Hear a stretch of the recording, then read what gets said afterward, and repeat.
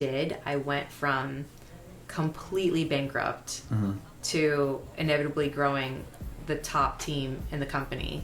So I went from 25 years old, we were losing everything, to 28 years old, millionaire. And only 3 years. 3 years? 3 years. That is crazy. And no skill sets, to start. Literally, nothing. On paper, you would be the least qualified person to be where you were 3 years later. How was your day? Well, it's been a bit of a all over the place. We have 3 kids, so we take London over to tutoring in the morning. We take our kids over to a play place to try and wear them out. Got the text from you, so that was really exciting. Oh yeah, I actually literally just texted her this morning. I felt bad because it was so last minute, but I couldn't find anyone else. So maybe it was God. God wanted her on the podcast. Okay, but here's the wild thing. So last night I was doing my church small group, and we were talking about London and trying to find a good Bible study. And I was like, there needs to be one that's relevant to kids their age, but in the things that you guys deal with. You have much more exposure to a lot of things very quickly. And I was making a picture of what I thought, if I made one, what it would look like. And it was called Influencer. And I was finishing up that, and I looked at my phone, and here I am getting a text from a young influencer. That's kind of cool, actually. To have me on the podcast. I'm like, okay, God wink. Yeah, well, wild. That is crazy. But anyways, guys, my name is Gavin. This is my brother Maddox. He's going to be joining me as the co-host today. What's Hi. up? Say a little something about yourself. Is it okay to say age and stuff too? Obviously not. No, yes, you can say Okay. So I'm 16, and he's my brother, and I do music stuff. He's very musical. He knows 5 instruments, kind of musical guys. I'm trying to teach myself another one now. But anyways, welcome to the Valedictorians podcast, the number one podcast where smart people talk about stupid things. Today, though, we're not going to be talking about stupid things because our guest is Miss Lindsay Matway. That's more of a loose fitting, just more of a funny caption or something. That's the catchphrase, I guess you could say. So tell us a little bit about yourself before we get started here. So, now I would consider myself to be a multifunction entrepreneur. I've dove into every type of business under the sun. It started with a health and fitness business called Beachbody. That turned into Virago Babe, which is what I co-own with your mom. With me, Mom, today. And that has spawned into owning multiple rentals, vacation rentals, short-term vacation rentals, long-term vacation rentals, and then even getting into kind of more of a Christian ministry stuff, doing Bible studies and doing something with my Christian counselor that I went to, creating a course, and kind of thinking it's kind of going to explode that way for a little while now. What kind of course are you creating? So we created a course with, I basically went through a 6-week program with her, and it was all about really diving into areas that you're believing lies in, any strongholds that you pass down generationally from your family. My family was major alcoholics, had a lot of trauma. And so even though I felt I'm good, I would see things surface that I'm like, wait a second, this is not normal. This is something that I need to actually deal with. And so she helped us to overcome a lot of things, both in our marriage and my business, and fears and doubts that I had about myself. And so I was like, how can she only has so much time to go around. She can only see so many clients. Yeah. And I was referring people to her, and she couldn't take them. I was like, shoot, how could I create something with her that she could be able to see more people? And that's what I did with Beachbody, is online communities. And so I was like, wow, if I could take this skill set that I learned with Beachbody and bring it to her, who has this other skill set but doesn't have the network, what would happen? It was perfect storm type of deal. Perfect storm. You had what she didn't have, she had what you didn't have. Exactly. Like a puzzle piece. We had 500 people in our first one. Oh my gosh, that's a lot. And so it was a game changer for her, because she can't take any more clients. And then it was a game changer for me, because I got to feel like I was making a really big impact. Yeah. And then obviously the lives that are changed through that. So it was just really cool that all the things that you never would have thought would transfer to, from fitness to now it's... That's the thing though, God has literally... It's wild. No one can see his plan. It's wild. Only he does. Yeah. It's perfect. Well, that's crazy. But so I guess as we're going into this, I know you mentioned a lot about what you're going to be talking about. Yeah. How did all this start? Because I know everyone has a little story where they come. I guess you could say their little hero origin story, So I want to take it back to what the family I was born into, because I think that's really important to see just how it wasn't me that did all this, that you're going to see like the story that unfolded. But I was born into, I'm the middle child, the second child. I had, second child. I had all brothers, so it was me. Oh, and wow. boys. Did you have second child syndrome, like middle child syndrome? I mean, I definitely felt like nobody cared, and I was just kind of on my own out in the world. But I think it made me like very independent and a leader naturally. Really? Because usually they say the first child is like They do say the first child's good, but I was like the first girl. And That's a lot. I feel like that's a lot different. And all boys, everyone's kind of like, it's like a pack of just kids. Yeah. And they're usually get along pretty well. Yeah, I feel like we you guys get were all tight. Yeah, we all get along pretty well, and we're always working on it and everything. But I think everyone has their own like role just based on how they're born in. So yeah, I definitely think I was kind of like the black sheep from the point I was born, because I'm not afraid to call things out, and I could see, you know how like sometimes you're raised into a family, you're like, you don't know it's so weird until you go outside and you see other families. I just always knew my family was weird, like they were not right. And so they were alcoholics, not in the shape of like, oh, they drink, you know, every night a glass of wine. It was like alcoholics, like they pass out every night, you know, and then drink in the morning so that they can get through the day, because they get like tremors and things. And so I get to see things like very, very early on in my childhood that I really shouldn't have. Like, did you think that was normal before like you saw the families? I mean, it was progressively getting worse, and so I knew like I was more scared for them and scared for, I had 2 younger brothers, so I was like scared for them. So I became very nurturing caretaker like very early. And by the time I was 14, I was like, my parents were divorced at that point. I would go to my dad's and like watch him detox and watch him go through like the shakes and puking and really scary things. But I took on this role of like, I'm a rescuer. I'm gonna like save people from themselves, because if they could see how I saw their potential, if they could just see that through me, if I could help them to see that, then I could change them and everything would be like great. And so I became like a rescuer of my family, always trying to save them. But if you are trying to save somebody that doesn't want to help themselves, it is like a recipe for disaster. Oh yeah. Because they won't ever change until they're ready to change themselves, and you just like wear yourself thin. And so it's kind of like a very frustrating place to be in. So do you think that what is it called? I guess that saying's like, you can't change someone that doesn't want to be changed. You would say that's true? Oh, 100%. And here's like the crazy part is you waste your time doing that, and you kind of go in this circle. You never spend any time working on yourself, because you're always like comparing your problems to their problems, and obviously theirs seem like way more dire, and so you put yourself on the back burner. Oh, I see. Yeah. And so you guys, you know, are 16 and 18 now. Like I was 16, and my parents are, I mean, seeming like they're gonna eventually die from this. I'm going to school. That seems very not important compared to like what they're going through. And I feel like they need me. If I don't help them, then something terrible can happen. So I ended up putting school on the back burner and would only go like 2 or 3 days a week until eventually those teachers pulled me aside and they're like, listen, you would probably be best to get your GED, drop out in 10th grade. Did your teachers know what was going on? Like, do they knew like you know, why you were? I think they always know something's going on. They always know something, right? Yeah. They're not, and I was a good girl, like, so I wasn't like a troublemaker or something. So they knew there's something going on here, but I don't think I ever like really opened up. And I kind of feel like the school system failed me in the fact that nobody really dug in to ask either. Yeah, I would feel like if one of my students wasn't showing up to school like half the week, I would probably want to know what was up. You know, right. like, My make teachers sure all they're asked. like, hey, are you like okay? You know, my teachers all asked me. So, I mean, I was out of school for like a long time, and all my teachers were asking me, and like, they're all gonna follow up, right? Yeah. 'Cause, like, Yeah. they care. Yeah. And they want to make sure it's Some of them didn't. Like, I had a couple teachers that I never really talked to during the school year, which is kind of weird. I think COVID screwed everything up. But yeah, for sure.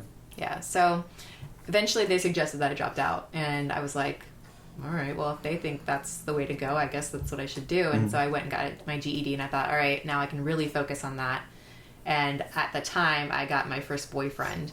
And so I was like 15, 16 when I got my first boyfriend. I immediately found somebody who was complete opposite of my parents, because that's kind of what you do, and you know. Yeah. And it's like the psychology behind it, right? Like, right. So he is like completely stable and they are completely unstable. He inevitably became an accountant, which makes total sense. That's a very stable job. Yeah. So it makes sense. And everything was very stair-stepper. It's like there's an exact plan at all times. All right, so sorry. Oh. So sorry. So he's very stable. I am going from a place where complete chaos, you never knew what you're going to get. And so I was like very attracted to that. Mm-hmm. But as I grew up and I ended up moving out when I was 16, dropped out of school, moved out, I'm like, all right, I'm going to focus on me for the first time and get away from my parents. And I'm going to build this perfect life. Like in my mind, I'm like, I'm going to marry the first guy I met.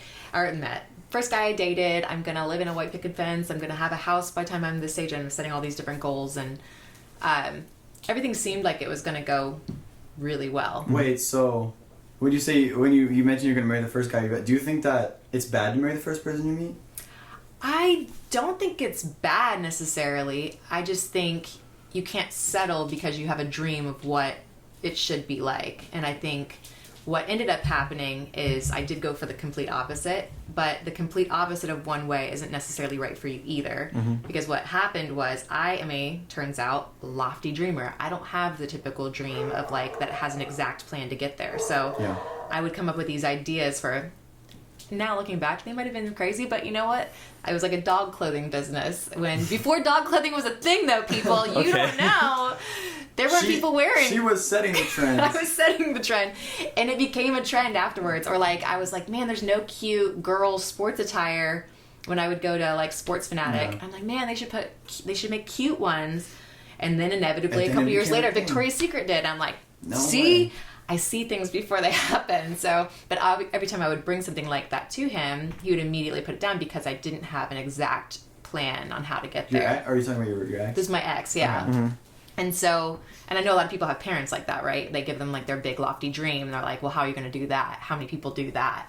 And they want to see the statistics or the exact plan. And you don't necessarily always know the exact plan. That's the thing. I feel like if you have the drive or ambition to achieve something, like you can do it. Like you just need a vision and you need the confidence and you can achieve it.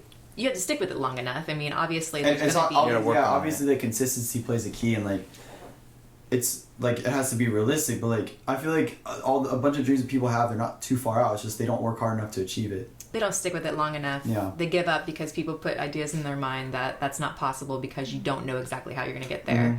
And so I think inevitably having somebody in my life like that was so down on Yeah. me not having an exact plan and kind of made me feel like I need to just go to college, stick it out for 6 years. And I'm not a student like that kind of student. Mm-hmm. I could do it if I really wanted to. Like, if God put it on my heart to be a doctor, I could go be a doctor tomorrow. Mm-hmm. But if it's, like, just doing it to do it, I can't. And then I was looking at with every job, like, if I didn't actually have a passion for it. And I honestly had begun to believe that I was lazy and I was not smart. Until I started dating somebody. I ended up leaving him and dating who is now my husband. Yay! Round of applause. But he actually really was like, I believe you can do anything you set your mind to, and I believe that whatever you feel like you're called to do, I will support you in doing that. And having that person that was kind of like, not necessarily, they were not his dreams, but he was willing to come behind me and like fan those flames, that made all the difference. However, before I go off on a tangent on that story, because it did end up working out, what you need to know is that 3 months into dating him, I became pregnant. And I honestly felt like my entire world was going to fall apart, because all these lofty dreams that I had, I thought I was going to be able to do all these big things with my life. And now I'm like 23, pregnant. I don't even barely know this person. Are they going to even stick around? Yeah. So I'm like, this is the worst possible timing ever. Mm-hmm. Like, how am I ever going to do all the things that I felt like I was called to do? Like, all my whole childhood. How old were you when you... I was 23, Mm-hmm. and I had just gotten out of a 7.5-year relationship. So I felt like I just had freedom, and I was going to live my life. But then you were just and chained. You just felt chained. Then I just felt like, holy crap. Like, Yeah. my plans are done. Yeah. No way I'm going to There you do go. the things that I thought I was going to do. Like, I literally thought I was going to move to LA and be like a famous actress or a musician or whatever. I was just going to like go dominate life. So before we continue, what was like your big lofty dream? Like, what was your dreams? That was the dream. So I actually, right before I got pregnant, I went and auditioned for American Idol. No and way. got into the Hollywood round. And I was supposed to go back, and I didn't go back because I had found out I was pregnant. I'm like, I'm not going to be the pregnant girl, the unwed pregnant girl. Wait, so you could have gone to American Idol gosh. and actually like... Who knows, you know? But Yeah. it sort of felt like, crap, you know? Like, my dream was just starting, you know? And so once I got pregnant, we had to have a coming to Jesus moment where we're like, we are probably not going to make it. You know, like, what's the chances that you're in a relationship for 3 months Oh, yeah. and you make it to the other side? And so we said, all right, we're not going to use our kid to, like, you know, people use their child to get back at each other when they're exes and things. I'm like, we're not going to do that. Mm-hmm. Even though I was fearful that I couldn't be the mom that I hoped I would be, because, you know, you have a plan in your mind of all the things you're going to have together once you become a parent. And I was like, oh, by 27, I'm going to be married, I'm going to have a kid, I'm going to have a stable job, I'm going to have great money, blah, blah, blah. And I was none of those things at that point. So well, I'm like, great. Actually, something I wanted to add to that, like, I think it's really interesting how people plan out their future in their mind, because, like, I think it's always important to remember that no matter what you want, God always has a plan for you. Yeah. And people will take that and it's like, they'll get mad at God for not giving them what they want. Right. But in reality, it's like, it's not about what you want, it's about what God wants you to do. Yeah. And what ended up happening is everything did change. Mm-hmm. Everything changed. That's always what happens. Yeah, like the things you want now, like, it's not probably like reality of it happening. Like, I feel like it's really slim. Like, what in your head doesn't hardly ever translate to what happens. Yeah. Right? Yeah. Yeah. And it doesn't necessarily, just because it's like a part of God's plan, it doesn't mean that it's not a bumpy road. And it was. I mean, it was like from, okay, we're going to do this, to London was born. I was only 7 months pregnant, and all of a sudden I started having like feelings like I was going to give birth. And so I went to the hospital, and lo and behold, she was born like 2 days later. Oh, and wow. so she was born 2 months early. She had a brain bleed. Oh, they gosh. gave her like a 90% chance of cerebral palsy, which basically, I mean, they could never walk. You might not eat by themselves for a year. And so all those odds, and you're 24, and you're like, what? You know, how am I possibly going to handle that? So she was in the hospital for almost 2 months. And with that, I didn't have insurance. We were both bartenders, my boyfriend and I at the time. And we didn't have insurance because I'm like, why do I need insurance when I'm 23? I'm like healthy and not going to do anything. Who needs insurance? Yeah. So we ended up having about $400,000 worth of medical debt. Oh my my god. gosh. Yeah, medical bills are from stupidly London being in the expensive. hospital for 2 months. And I remember like the first of that $400,000 came through. It was one bill. It was a neonatologist bill, and it said $222,000. And like 222 had always been my favorite number. Oh, Not I anymore. was like, what?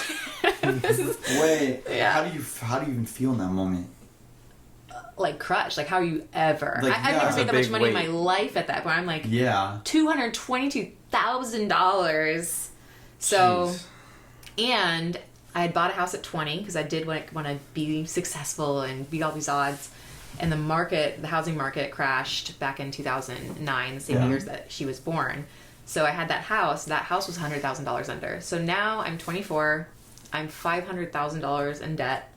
Oh my gosh. And I'm Jeez. like, I got a baby that has crazy odds of, maybe never walking, maybe never talking. Who knows what's going to happen? I'm in a relationship where, he had really shown up, but who knows? You're less than a year together and you have a baby that's sick.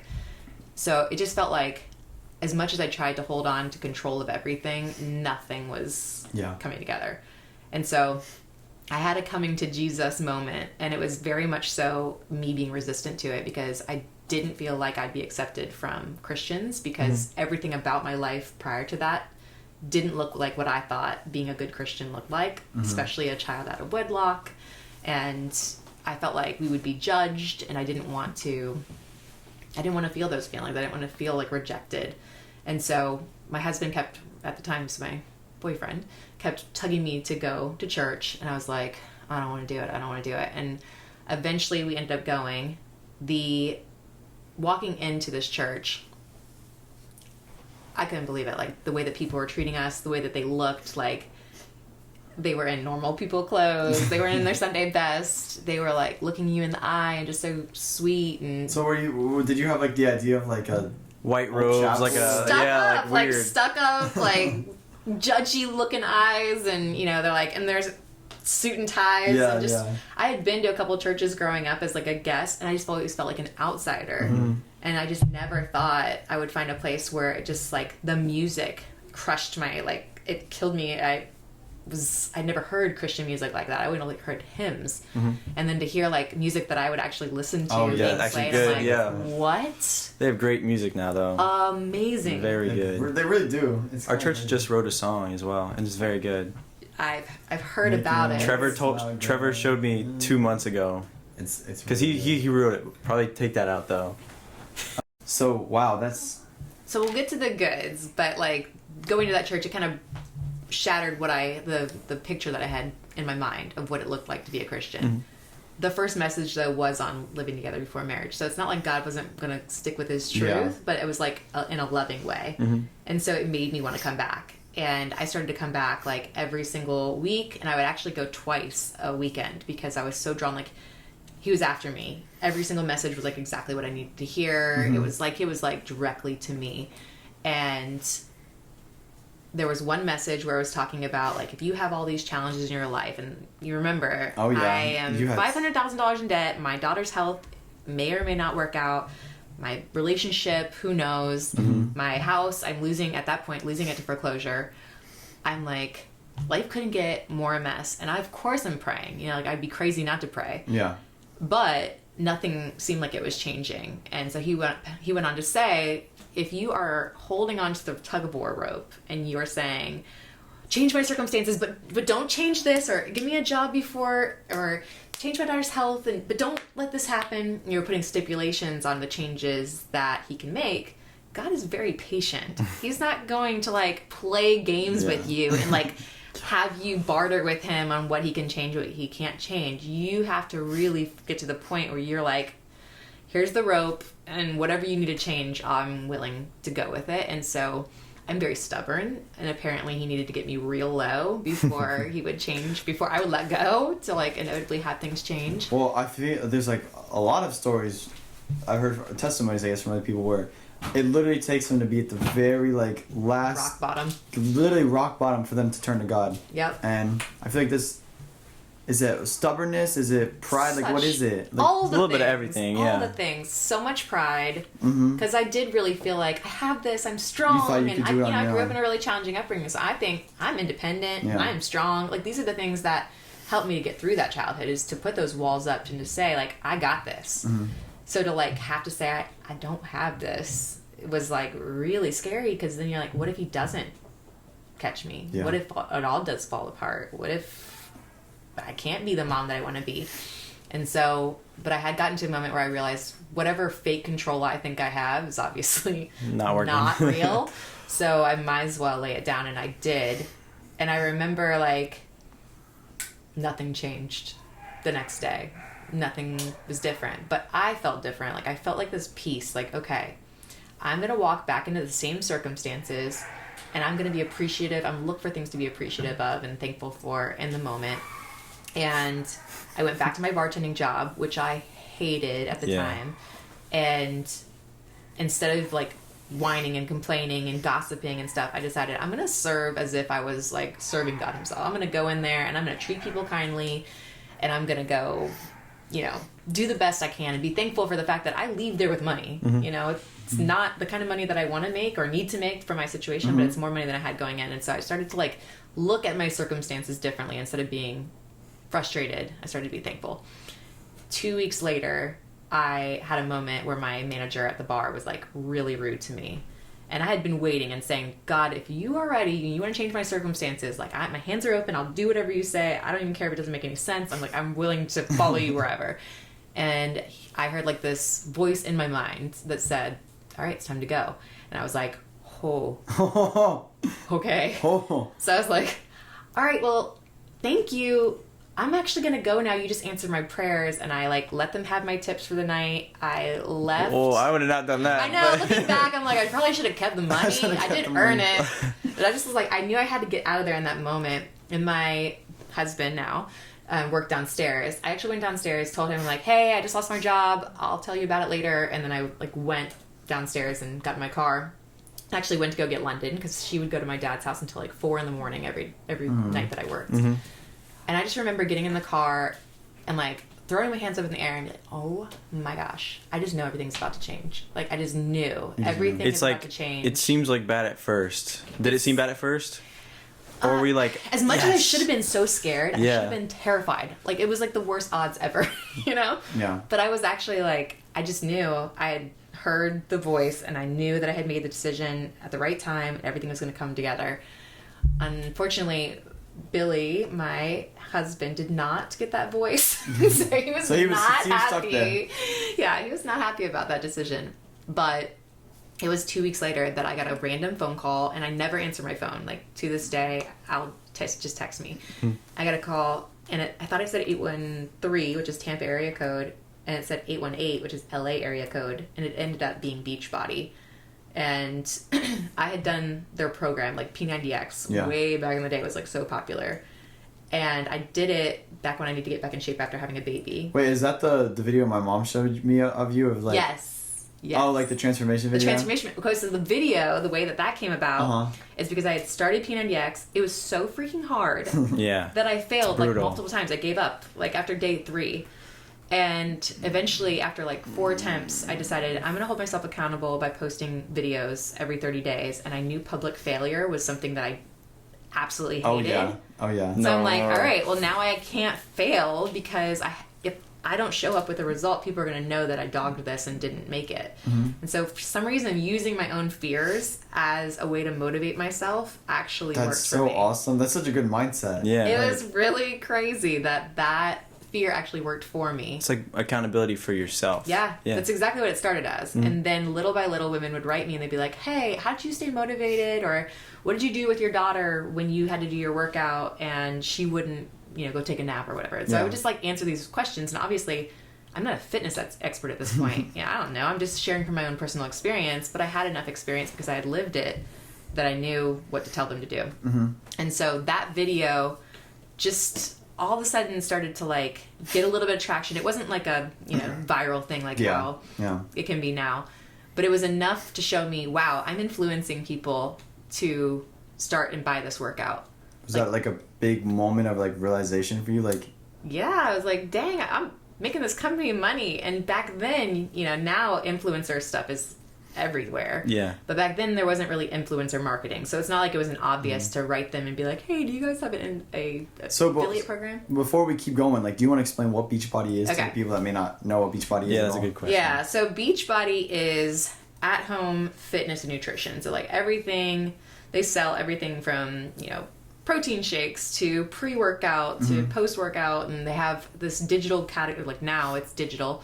I think it's like 22,000 workouts or something like that. It's a lot. All from home. It's No wild. way, it's that much? It's wild now. It's like way too much I content. heard they have like a point. Peloton bike thing now. They do. They have their own Lauren's buying it, bike, and it's legit. I mean, it's grown into a huge company. That's Back crazy. then, it was like 3 workout programs and a shake, and that's it, But I had done one of the programs, and I knew it worked. So I called the company one day, and I was like, hey, do you guys do any kind of like affiliate thing where I could get a link to send people if they want to buy it from me? I'm thinking, I'm going to be ecstatic if I make like $60 because, they said you get 25% of any purchase. Well, P90X was $119. If I sold 2, that'd be $60. I was like, $60, go on a date night, pay like a small bill.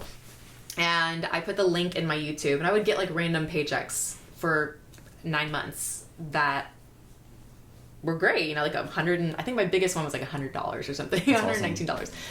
And it was that 2 weeks. This was 10 months later since I signed up on the phones. 2 weeks that I got the phone call, and they were like, hey, you have an inactive coach under you. And I was like, I don't know what that means.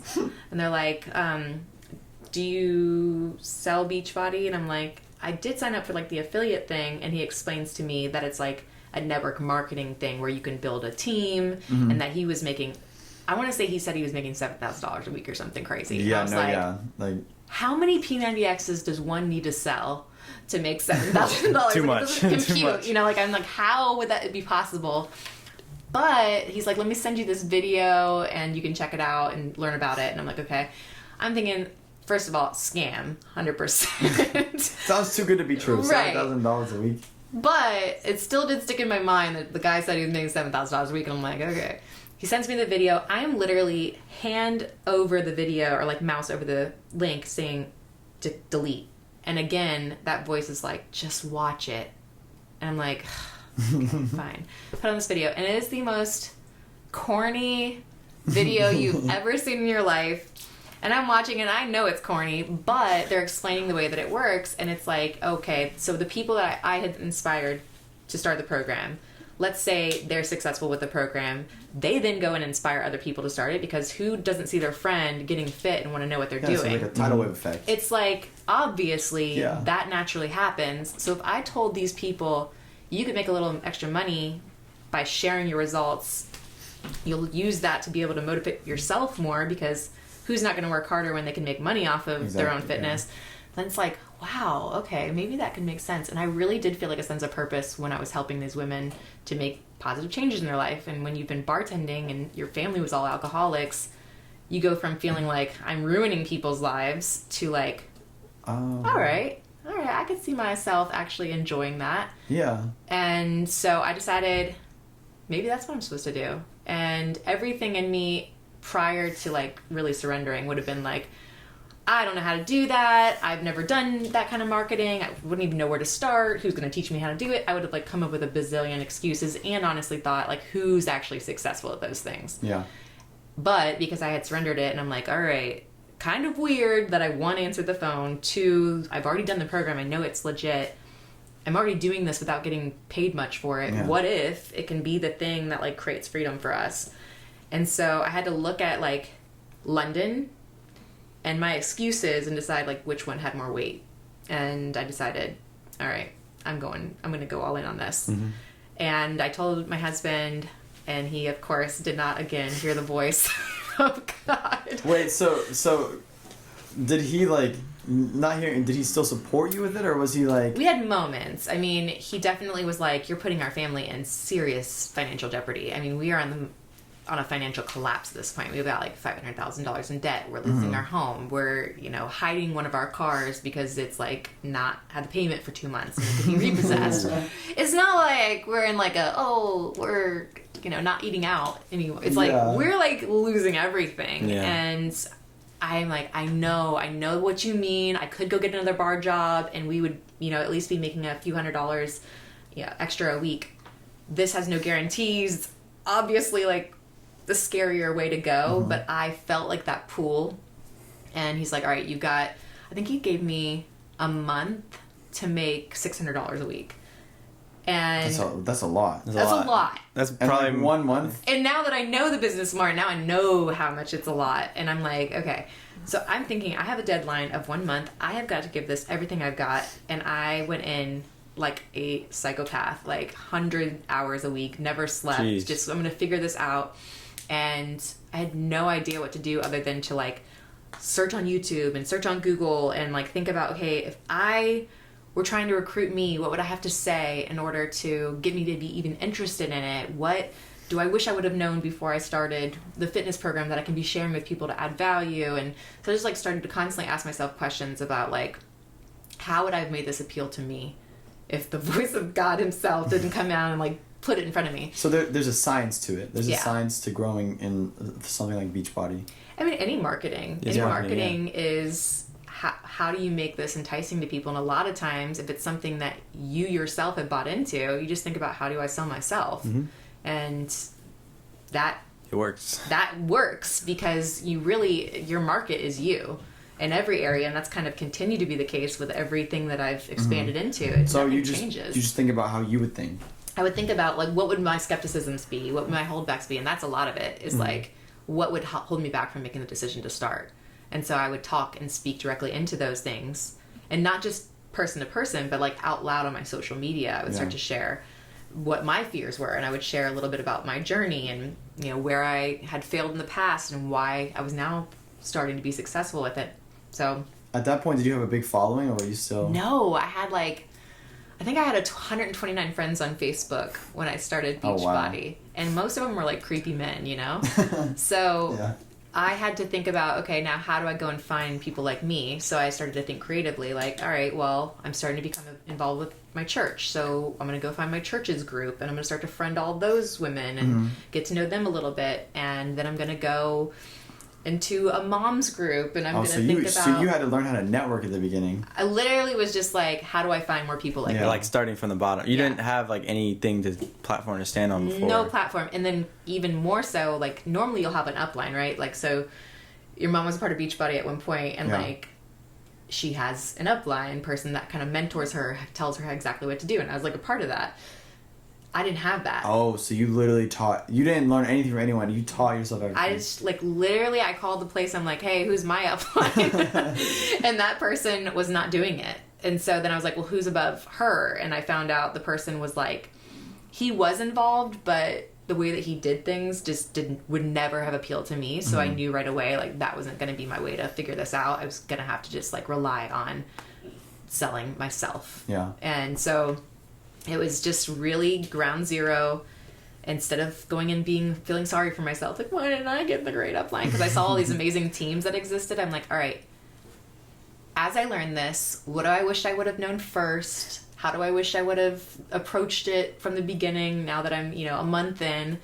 Oh, I wish I would have done this differently. And so now I can go teach my 2 coaches that I have how to do it differently from my experience of kind of failing. And so being willing to like throw yourself out there and fail over and over and over again. But then like as you fail, you just tweak instead of being like, that didn't work at all. It's like you learned something from it. So I've heard stories of like all these really successful people. And at one point in their life, there's a moment where they don't know what's going to happen next. And they're kind of like jeopardizing everything that they know they shouldn't do for something that they think they can achieve. Like what would you say to someone that's like, on their last paycheck, like about to spend this check on what they believe in, like a clothing company or like YouTube? Like what would you say to someone that wants to risk everything for their dreams?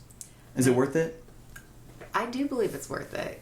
I mean, you can always go back to what you did before. Like I could have inevitably gone back to bartending. And in most cases, people can go back to something. And you might even have to downgrade, right? Like if you want to achieve this dream and you need to float your family and like you're in a dire circumstance, you can go and you can humble yourself and go Uber Eats, if you have to continue to maintain that dream. But I do believe like there is a moment where you have to decide, am I all in or am I too scared because the odds are stacked against me? And I really feel like those odds that people think is what stops most people from ever becoming successful, because I was not special. I did not have any network. I'm a high school dropout. I had my support system wasn't there. I didn't have a family to support me and nobody to like really, tell me this is going to work. It was just sort of like trust and belief. And I kept feeling like this tug that brought me like inner joy. Like I just felt like I was going to love this. Like if I could become successful in this, I was going to love it. And I was loving learning. I was learning so much. So in that month that I was given, I think I made like $200, like no money. And like not even per week, like just total? It was just not. Oh, wow, yeah. I didn't have the customer base, right? So yeah. like, I think a lot of times it's another thing that, your viewers need to know is your dream can't be on a deadline. Yeah. Like you can't just be like, oh, I need to make this by this date, otherwise I'm done. You're done. Like you might as well quit now because it's not going to happen. Like you cannot fast track a dream. There are those people that all of a sudden just blow up. They get that's lucky. Just not normal. And there's just like a foundation that has to be laid, which is what was happening while I was doing that. Like I was building a network. If you're basing success on just financial and you're not looking at all the other ways you're growing, like think about you learning all these instruments. If you just go based off of like, can I play this one song, or like, wow, I'm starting to switch chords faster. Yeah. Like you have to notice all the other ways that you are improving and not just the one variant. It's kind of like people with losing weight. They focus on just the number on the scale, but you didn't notice that, wow, all of a sudden I can do push-ups better and I went up in weight in this workout or whatever. Your jeans are fitting better. Yeah, wow. So that's a really good way to look at it. Yeah. So there's just like... Because it's so easy to look at the one thing you can't have, but everything that you do have along the way that you gain. Right. Yeah. So you have to be like cognizant of paying attention to all the areas of growth that you're having, because that's what will sustain the dream. And that'll keep you going, because you're like, wow, okay, I'm not where I want to be, but from where I started to where I am right now is like a huge difference. And so he let me keep going only because he saw a change in me and that I was so passionate and willing to work. There's that drive, that ambition, bro. That drive. Ambition is everything. It is. And it keeps you, it's not like I was dying staying up awake. I couldn't go to sleep. I was like on fire. I was like, you were excited about it. I felt like I was killing the game. Yeah. And I had to sell myself. So I had to like really speak that dream out there. And I remember somebody signing up and he told me a year later he thought I was making like $100,000 with how much you were as a coach, my belief, you know? Wow. And I never said that. I never said anything that would have like made it seem like that way. Like I wasn't at a beach resort and stuff. Like it was just my belief that made him believe that, wow, she's got to be crushing it to be speaking with this much authority, I guess. That's crazy. Wow. On the dream. Yeah. So, so 6 months in, I was making like what I would make bartending, but I was working 500 times more than I was. But I was like a different person. I started to just really feel like I'm in my calling right now and everything is going to change. And so how do you know when you're in your calling? Like someone that like doesn't know exactly like what they're supposed to do with their life. Like, how do you know? You would do it even if you weren't going to be successful monetarily on it. That's when you know. Like I would do what I was doing just for the fact that it made me feel alive. It made me feel like I saw some of my skill sets that like were placed in me being utilized. Like I am a creative person. I do love like psychology and figuring out people. Well, I'm in health and fitness. Like I never thought I'd be a personal trainer. How much of health and fitness journey is psychological? Almost all of it, actually. It's like all of it is all in your head. And so I loved that part of it, and I got to mold it to whatever I wanted it to be. So I just feel like you have to really feel like I love this and I would do it, and time passes super quickly, even if I didn't become a millionaire doing it. Even if it never paid the bills, it was always just a hobby, you know? And I think that too often people just go towards a job because of what the salary says it'll pay. Yeah. Or because they're scared to fail. Yes. What's funny? It's a sure thing. Yesterday night we had... Put that on a shirt. Yeah. It's like the cat thing. Yesterday night we had Chinese food and there was a fortune cookie and I opened it and it said, "Failure is the mother of success." And I just started laughing. Bro. That's weird, right? Last night. So deep and so philosophical. Because most fortune cookies are kind of dumb. They are. I was just about to say, mine lately have been like lame, very disappointing. And I was thinking about that. Like, it's not a bad thing to fail. Everyone's gonna fail, one way or another. Even if they're the best at what, no one gets there without failing. Yep. So, to fail is important because you learn and you change things, and then you come back with the same ambition, and you'll succeed. And you're going to hit roadblocks and feel like discouraged because you aren't at the point that you, in your mind, like we talked about when it was like that certain age that I want to get married, get kids, blah, blah, blah. You do have that in your mind of like where you're going to be at a certain point, and that's where a lot of people get discouraged. But you have to pay attention to those like measurements as you're going of like how much you have changed and grown, and know that there is like sort of this, you got to pay your dues, especially in business. I mean, you're building trust with people, and that is just not an overnight thing. And sales, if any of you guys are going to go into sales or in marketing in any way. Well, honestly, I love doing stuff like this, like just making content to help, even if it's just bring a smile to someone's face. Like, I feel passionate about doing stuff like podcasts and like YouTube. It's like, what would you say to someone like me that like really wants to achieve that when the rest of society is saying, if you stick to this, like, it's no guarantee you'll ever have any promise out of it. Like, and there's not. And I think the fact that you're getting so much joy from it, one, that ups your success rate by a ton. But two, I just feel like it's already paying you. You know, it's already paying you based on how much joy it's bringing into your life. And if you just keep doing it and based on like how it makes you feel and how you're making other people feel, that obviously is a payment in itself. But I feel like most people just give up because they have a certain place they want to be at a certain time. And if you bust past that, 99% of your competition is gone. Like we look at, we watch like Bucket List Family and some of these big YouTube families.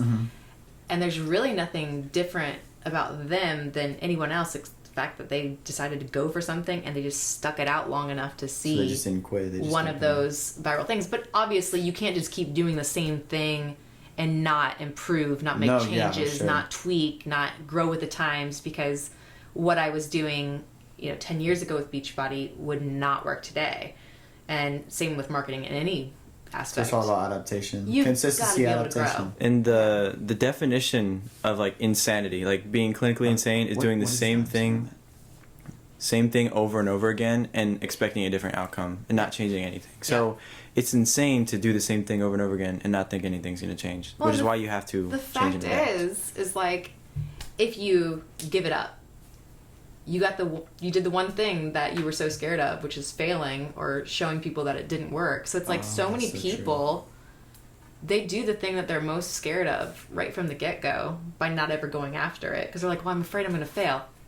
Well, there you go. You just got your result. You're like failing right now. You were afraid of, you got it. There's so many people that didn't join coaching because they're like, I just don't think I would do well in that, so I don't want to do it at all.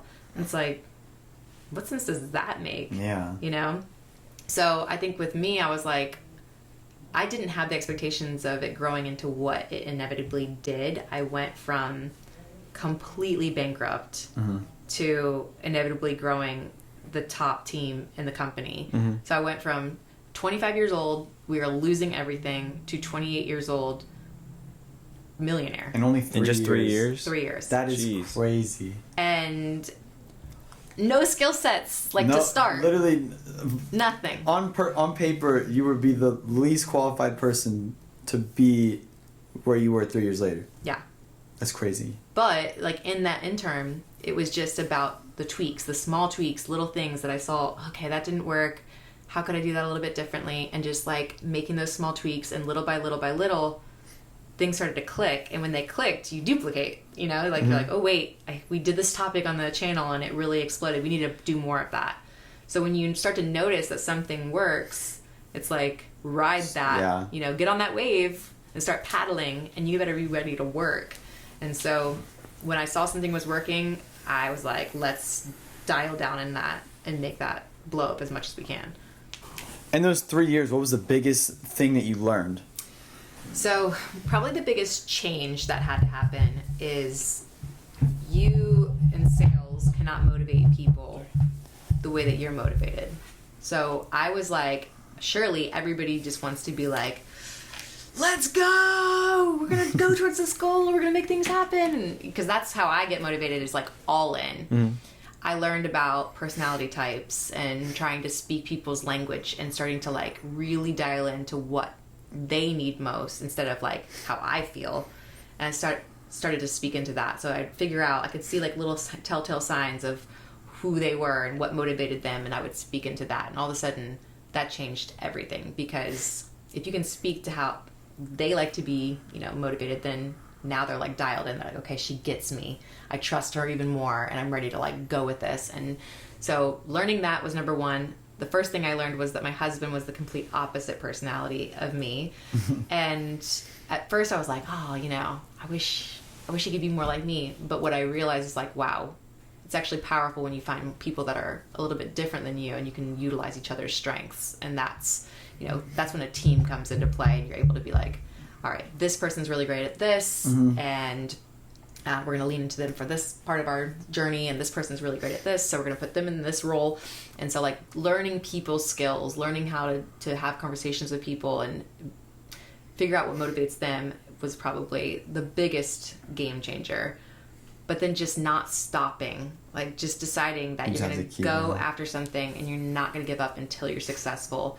I saw a lot of people would hit a certain, whether it was a certain income or a certain rank, and they would slow down. Because that's what they wanted to achieve. Yeah. But if you don't have a goal, then you can just you'll settle. You just keep pushing. Yeah. You keep going to the next thing and the next thing and the next thing. And I was like, I want to make the absolute most of this opportunity, because I feel like this is a once in a lifetime, opportunity for me to really change our family's life. And I want to change as many other families' lives as possible, pay that forward. And I didn't want to stop until God said stop. Because Are you still going right now? So that's the crazy part. I went for 10 full years, Jeez. stop. And it was top earner in the company, I was top coach, first ever female top coach. Wait, so does that mean you were number one? Is that what top coach Number means? one means you make the most money. Oh, the top coach was that year specifically, the coaches that you signed up. And you were number one successful. year. That was the first year there was ever a female. So it was like a mark That's of really cool, actually. changing things, and that was really cool. And then after that, I was like, all right, now I want to do this, and I want to push forward and hit this milestone. I want to make this much a year. How many people were under you at that point? I want to say probably 8,000 people were under me, but because the way it grows exponentially, because this person, they have these people, and they all have this people. That's but then crazy. it went up to like 85,000 people. You had 85,000 people under you at one time. Oh my gosh. Yeah. That's like an army. That's like an army. Yeah, it's literally. like a stadium of people, a big stadium. You can't even fit. No, That's probably like, most stadiums are 50,000, 50, 60,000. I would think it would be less than that. I don't know. Yeah. That's a lot of the people. Bucs Stadium, to put in perspective, holds 50,000. That's ridiculous. This 85. Crazy. Do you still have that many people under you now or So not? I think it's probably close to that. I don't check it as often as I used to, but I think that for me it was like, wow, to whom much is given, much is required, and so I felt like a sense of I need to be there to support them. How do you... But like, so it says like you were talking about being an upline. I'm sure you wanted to be as good as upline for other people. Exactly. You want to give what you didn't have. So how do you do that for 85,000 people though? So you're not like you're not the personal mentor of everyone, because they have their own coaches. Oh, true. Okay. But a lot of calls, a lot of me learning leadership skills, like I wanted to continue to make sure that if I didn't have a direct upline, I need to find other people. So there's people out there right now that like, oh man, if I had the supportive parents that Maddox and Gavin have, man, then I would be able to do that. But my parents aren't supportive. Well, mine weren't either. And then if I had the upline that blah, blah, blah had, then I would be able to be successful. Well, I didn't have that. And that's what I know God was doing now. As I look back, I'm like, oh, the reason why I didn't have it is because I needed to prove to other people they don't need it. Oh, that's so true. And so when I look back, I'm like, all right, well, how many books are written by amazing mentors, amazing leaders that I can go and read? Obviously, it's harder than me getting on an inspiring call with somebody, but they're there. You know, like the resources are there. It's lack of resourcefulness that people just give up because it's not handed to them. And I just think like, man, people are just straight up lazy because there's just so much out there to get you to where you want to go. And you can study all of these YouTubers. What is it that draws you to them? Like, what is it that makes you want to come back to their videos? What about their sense of humor do you really enjoy? There's so many different details about other people's success that is modeled to you for free.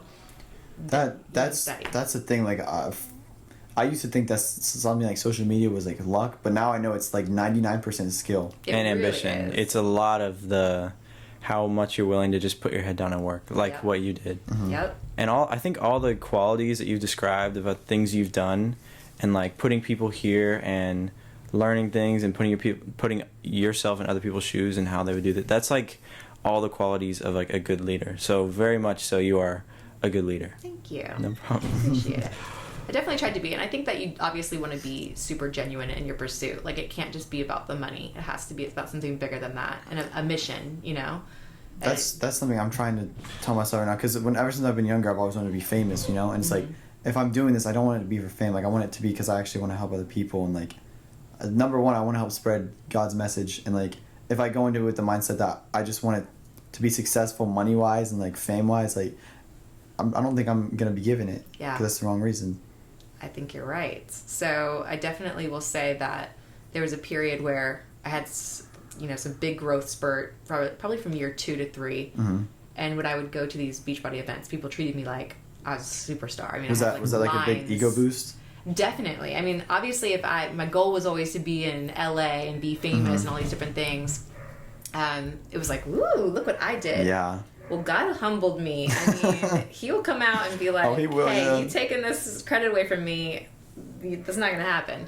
And so I did find that at the time that I was kind of thinking like that, I felt a sense of like loneliness and a sense of, that's when kind of things started to come up that I was like starting to not treat my friends right, or my husband, or think that I was like just too good, you know?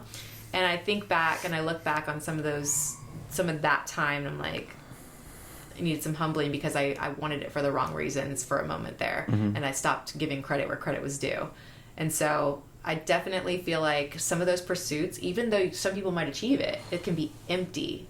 And you think it's going to be some moment where you're going to have like this breakthrough on moment, stage, like, you know, yeah. oh my gosh, there's all these people screaming for you. And I've experienced that. But I've also experienced like an hour or two later feeling like nobody really likes me, nobody really knows me. And so I feel like you have to make sure that you keep yourself in check and know that the long-term goal isn't just to be known, it's to like be fulfilled, to make a difference, that's, to like yes. live a purposeful life, not this life that's just wasted. That's the biggest reason. Like I really don't want I don't want to go to college and get a 9-to-5 job, because how am I going to achieve anything or change anything if I do that? Yeah. I'm just especially if you're not called to it. Yeah. Mm-hmm. Yeah. Some people just like a simple life. They don't want, you know, a super life that's going to be, it's challenging to go down a road that's not necessarily paved, right? You have to like take your machete out and you have to cut it, and it's a lot of hard work. Mm-hmm. Way more worth it in my opinion, but that's because that's what I'm called to. I think that for somebody like you guys, you're willing to do the work. You know your rock is God, and you know what you're doing it for. Mm-hmm. But I do think there's going to be moments where he's going to test you with something that you're going to need to pass that test in order to be elevated to that next level. And I think, you know, he gives you a little first to see how you're going to respond to it, to see what you do with it. And then he who can be trusted with little can also be trusted with much. I was actually going to bring that verse up earlier. Yep. I experienced that 1,000%. Like, I had to be tithing when I was making $100 a week. If I wasn't willing to do that, I wasn't going to be tithing off of $20,000 a week. Yeah. That's $2,000 in donation. That's amazing. Like, you went from being like, I made $200 in a month to making, like, that's insane. Crazy. Yeah. But it's like you have to be trusted all along the way. And that's not just financially. That's with everything. Mm-hmm. You know, with how you are interacting with people, with the network that he gives you now. If there's, 40 people viewing it, how are you dealing with that? What kind of community are you creating and fostering with that? Like, I think a lot of times on social media, people especially that want to have this big following, they're always searching for that next person, but they're ignoring the people in their actual... They don't. At the they're party ignoring right the now. people that got obviously God gets you where you are, but it's also people. The support of the people that start with you. Yeah, it's like a big deal. Instead, they're outside. Who's gonna join the party next? But then the people are in the party. Like, where's the host? We're already here. Yeah. Like, so yeah. I just think that as it expands, you need to make sure that you're treating those people the same way that you would treat having 1 million followers, 100,000 followers, because it gets harder. It is harder to be more personal when it grows bigger and beyond you. And like now you miss those close-knit relationships that you have in the growth period. And the one thing I'll say, like when I was growing, I wish I would have known. There's that Kesha song. It's like, I wish somebody would have told me, babe. The Good Old Day song. Dang, you really would have done really good on American Idol. Yeah. It was so good, and it really is like these are your good old days. I look back on even when I was the brokest I had ever been, I was the happiest I'd ever been, and life was simple, and it was like, it was exciting. Every little tiny win was such a big deal, and then when you get to the point where it like grows and grows, it sounds ridiculous, but like, I wouldn't know if I made $50,000 more this week because it doesn't really make a difference in my lifestyle. So it's not as like joy filled as it was back then when like making an extra $500 was like life changing. For sure, yeah. So I just think like honor the journey all the way through it. Enjoy every single win, celebrate it, and don't have an expectation of how long it's going to take to get to your goal. Just know that you're not going to ever give up, so it doesn't really matter. Doesn't matter because you'll get it one day. Yeah, because it inevitably grows into exactly what it's supposed to be, and it'll be like the most fulfilling thing ever, even if it doesn't look like what you had in your mind and that vision that you had initially. I'm going to ask you a question. So do you think that you've reached, like, are you still growing? Like, what are you... Oh, all right, let's backtrack. What did you do after Beachbody? Okay. You mentioned that so... you backed off quite a bit from it. From now, yeah. So during Beachbody, your mom was on my team. Yeah. And she had done really well with it, right? So she started Virago Babe. And Virago Babe is a false eyelash company, by the way, guys. London, can you actually grab me that box up there? Just...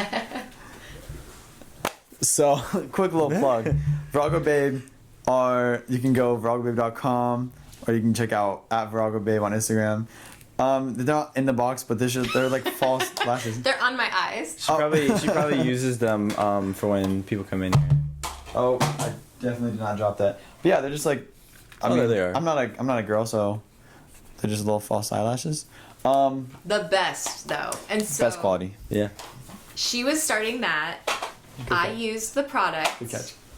And of course was going to support your mom because I adore her, but I'm only going to support it if I actually like the product. Yeah.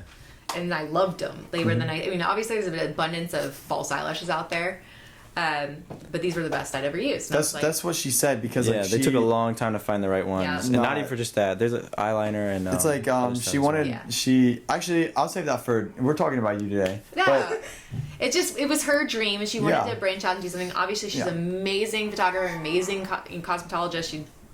It's just ridiculous. So I was like, wow, these are amazing. So I'm going to make a post about them. Will you give me a code and I'll send it to my followers? And I did.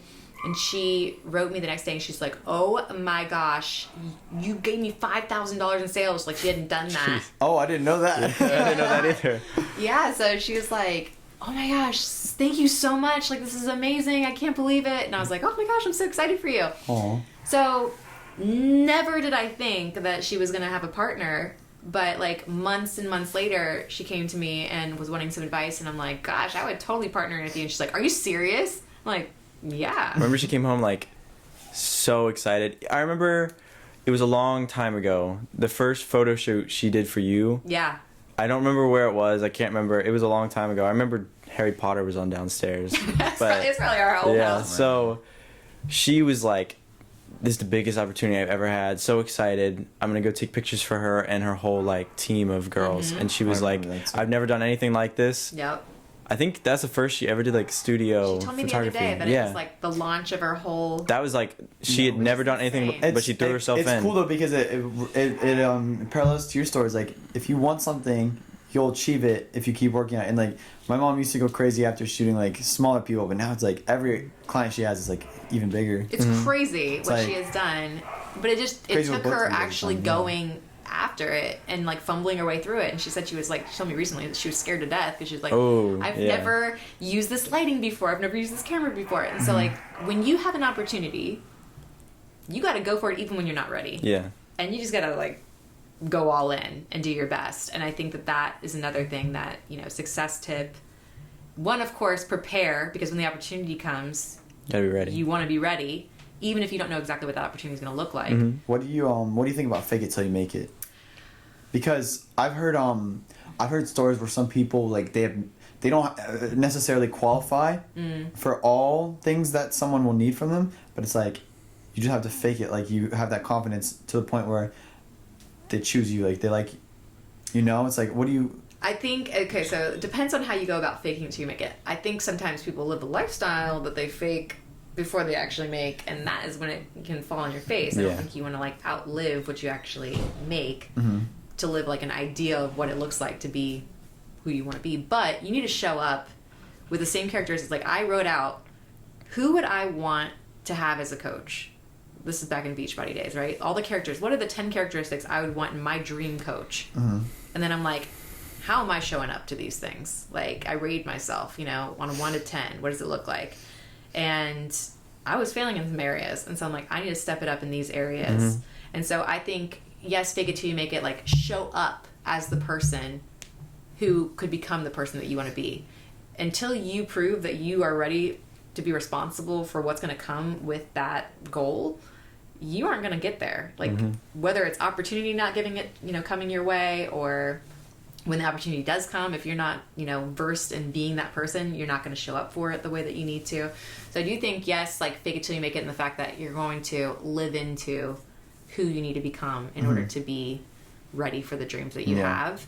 And so there is some things that maybe don't come naturally to you that you need to like force yourself to do. So like I'm not an organized person, but if I'm going to run a multi-million-dollar business, I better learn to get organized. Yeah. Even if it doesn't come naturally. And I think a lot of times people are like, well, my personality is like this, so I'm not going to do that. Well, good luck, or I don't know how to run a camera system, so I guess I can't do it that way.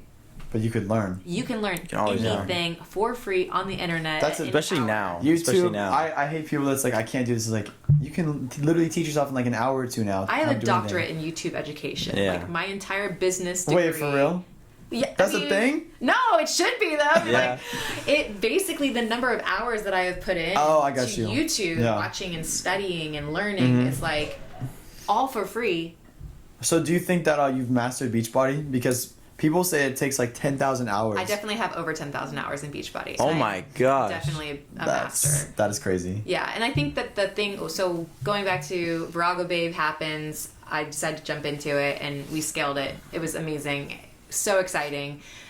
Then it kind of came into like, okay, we love rentals and things like that. So that kind of became a thing for my husband because he's really great at hospitality and we wanted to be able to invest So smart. you're doing like Airbnb stuff? Airbnb, yeah. So we have a place on Clearwater Beach. We have a place in Blue Ridge, Georgia. Yeah, We have I've seen a that house nearby that is a long-term rental, and we're looking to buy a couple more places once this market chills out. But yeah. I was about to say, inflation's kind of crazy. So Kinda weird right how now. does that work though? So Basically, my thing has been that I am only going to buy something if I can pay for it in cash. I'm never going to finance something. wait, so everything you bought, obviously not since like the beginning, but I guess Literally since the beginning. really. Like, we lived in a rental until we could afford to pay cash for a home. So what all have you paid for in cash?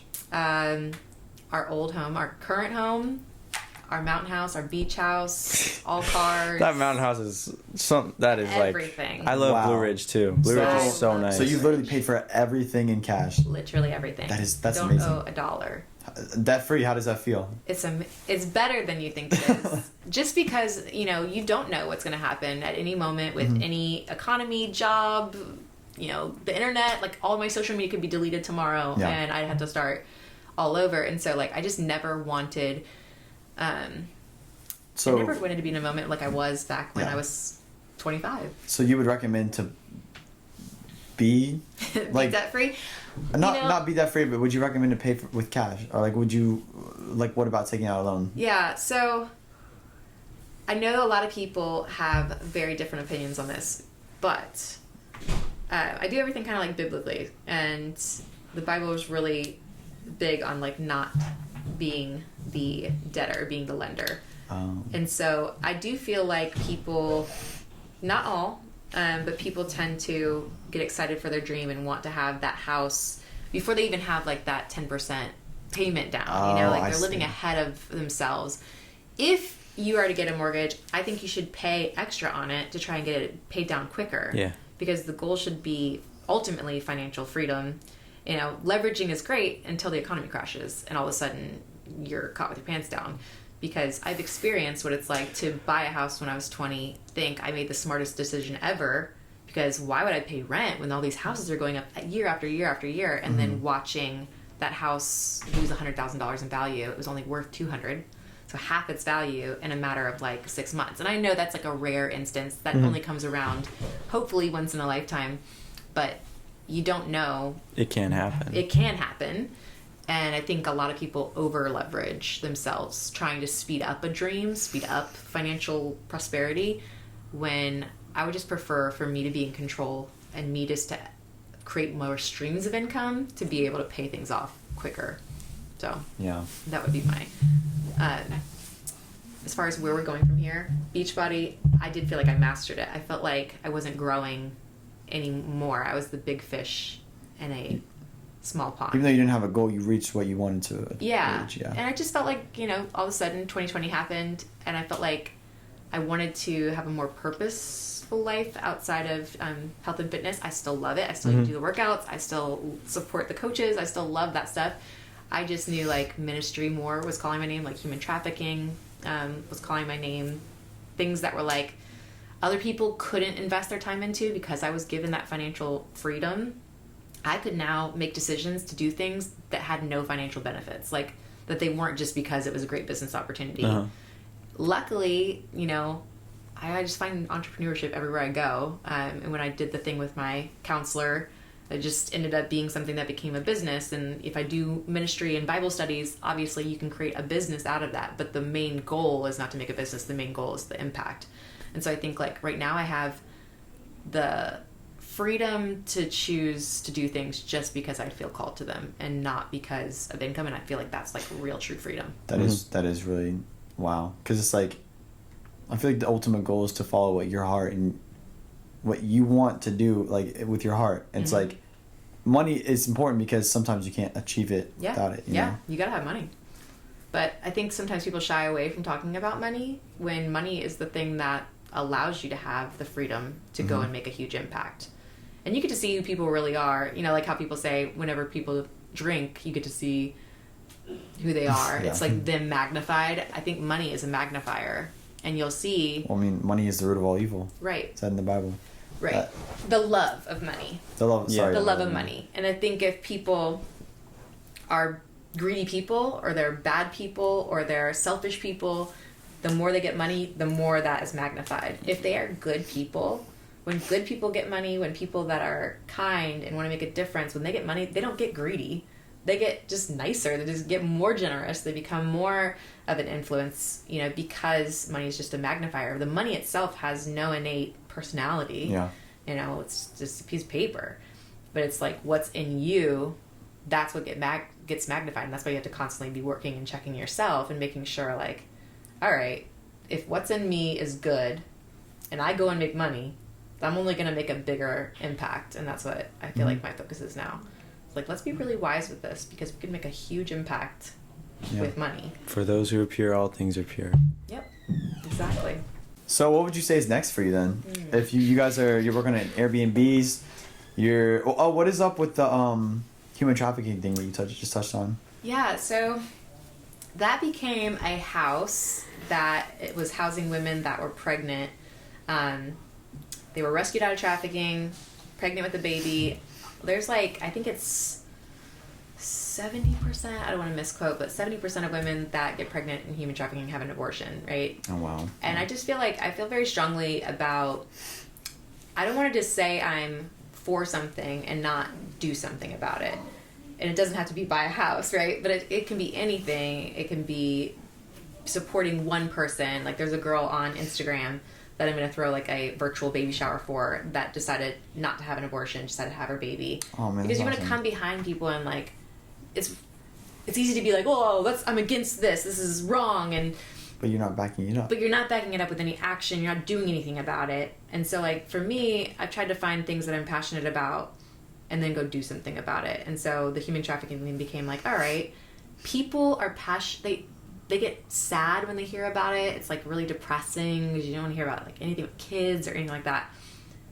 But it's only that way because you don't know what to do to help. And so I've like used my social media in a way that I'm like, all right, I can show them what to do. I can make a shirt that they go and buy, and that $15 or that $20 goes towards something very specific that actually makes an impact. And yeah, we can't like just one person change the whole thing.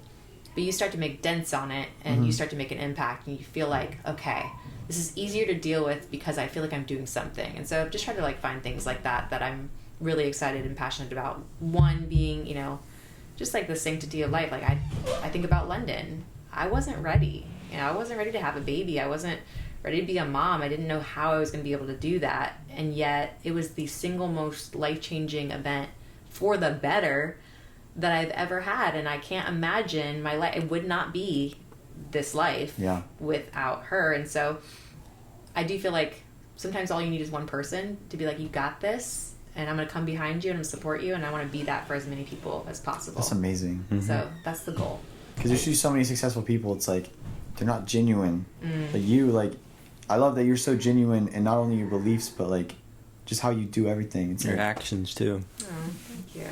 It's been really cool, and you know, grown a lot through the process, not just in business but just as a person. You will be called to do some deep work, and things will come up that you're like, whoa, this is not right, and you've got to be willing to do the work to like get yourself in check, to get back to your roots.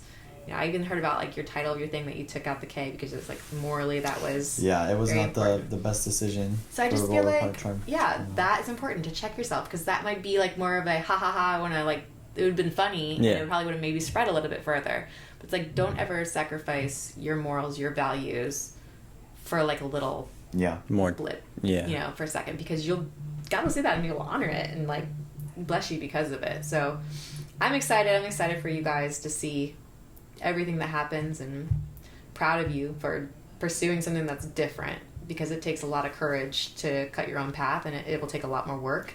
Yeah, it's interesting because like I think the biggest motivation for me right now is like there's a few things, but like the biggest thing was like in freshman year we did like a little my friend's mom was cured from cancer, and he started a club at our school. It's like I'm not gonna say the first name because it'll reveal the school, but like Blank Against Cancer. Yeah. And we did like a little charity live stream on my YouTube channel, and we raised $800 in like in 1.5 hours. It's like, it made me realize like I didn't even have that much of a following, and I raised $800. Yeah. So it's like, think of how much more of an impact I could have.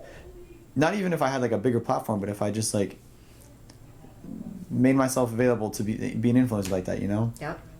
And like obviously there is people that doubt me, and it's like I want to prove them wrong so bad. It's the best. The best success is getting to prove all the people that never thought it would work out, which was like essentially everybody that knew me prior to, because they only know the previous me and all the past failures. And so it's like the sweetest thing ever. And you don't really focus as much as you think it's gonna be like that.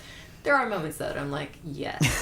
It's like, oh, I showed them. It does feel good. Have you ever reached out to any of those people like look at where I am now, or like? No, I mean, I'm like, I hope you see, but I don't feel like there's anything. That's more like gloating. Like, Yeah. No, look, that's like bad, prideful, like bragging. Yeah. Because really, I feel like as much as it was you that did the work, it was like you're also being blessed by God. Mm-hmm. And if you're bragging on yourself, it's pride. Yeah. If you're bragging on God, that's like. Yeah. You grow so much that like you're so beyond where they are probably still a lot of times, because if they're hating on you for trying to pursue something different, they're likely gonna take the easy route. And that's what makes me like I like obviously want to achieve this, and like it's just kind of scary for me because I don't know if I will, but definitely talking to you is definitely shown me a lot. Yeah. For It's sure. inspiring too. You should be a motivational speaker. we could go down that route for sure. So any last minute like advice you give to anyone watching right now? And you can look right at the camera when you say it, like talk to them. Guys, Wait, there's two cameras. I'll look at you. So behind the Look camera at is London. my now 13-year-old daughter. London. Yay! And I'll say the same thing that I would say to her, which is just, whatever you're feeling pulled towards, it's for a purpose. It's for something that you were bred and born innately to do. And, the biggest honor that you can do is to go and live those things out. I remember, I didn't share this in my story, but my brother passed away from brain cancer and when he was 25. And I remember like struggling to figure out how to cope with that. Like, how do you deal with losing somebody that is that young? And I was 20 at the time. So I went and volunteered at hospice. And at hospice, people have 6 months or less to live. And so I would go around there and I would ask them like about their lives and what they loved about them and is there any regrets that they had. And the thing that they would tell me every single time is they would talk about all the people they loved and all of the things that they really loved to do. They never talked about how much money they had. They never talked about their fancy schmancy stuff. They always talked about just the things, the people, the hobbies that they had that they loved to do. And their only regret is not going all out on some of those things, not spending enough time with their loved ones, not going after the big dream that they had. And so what it taught me is like, that's where I need to center all my life. How much clarity do you have at the end of your life? Like, there is no clearer picture than to be at the very end and be faced with, okay, what was it all for? And then when you think about how you want to be remembered as a person, I feel like you get clarity. And that's actually what I did when I was 20. I wrote out how I want to be remembered as a person, because I had just written about my brother and realized, wow, I want to be the kind of person that encourages people to go after the dreams that they maybe don't feel like they're capable of doing. And I look at the path that is, kind of laid out over the past 10, 15 years, and I'm like, wow, I never thought this path would be exactly how I'd get there. but I actually am doing the thing that I felt like I wanted to be remembered for. And so I think if you get clarity about how you want to be remembered, what's going to be most important to you, it just serves as sort of guardrails to make sure that you stay on that path that ultimately God has for you. So consider writing out how you want to be remembered. Think about the things that are most important to you and do not stray from those things. If you do that, whatever decision and whatever path, career-wise or financially or whatever you go on, if you stay within those guardrails, you will live a life that you are so proud and blessed by. That's amazing. That's amazing. That's totally true. Like when you ask people what they regret most, it's like it's not money. It's nothing to do with. It's also not failing. No. Yeah. No, they never regret trying. Yeah. Yeah, it's never like, oh, I wish I wouldn't have tried that project because it failed. It's like, wow, what if I would have gone for it? And I think that that's like... What if I would have gone all in? Yeah. Yeah. Like, did you have more in your tank before you gave up? And it's like, don't do it. Empty the tank, you know? Why? Why stop? So... Well, is there anything else you wanted to add, Maddox, or anything else you wanted to add, Miss Lindsay? I mean, I thank you guys for having me on. Thank you so much for coming on. It was fate today when I got that text right as I was finishing that thing. I'm like, okay, this is crazy. So I'm glad. Yeah, I don't think so. No. All right, well, guys, obviously we're super thankful to have Miss Lindsay here. We really hope you guys did enjoy this podcast episode. I'm Gavin. I'm Maddox. And I'm Lindsay. And this was the Valedictorians podcast, #1 podcast where smart people talk about stupid things. We'll see you guys next week. Peace out. Woo! That was so good. Real quick, I just...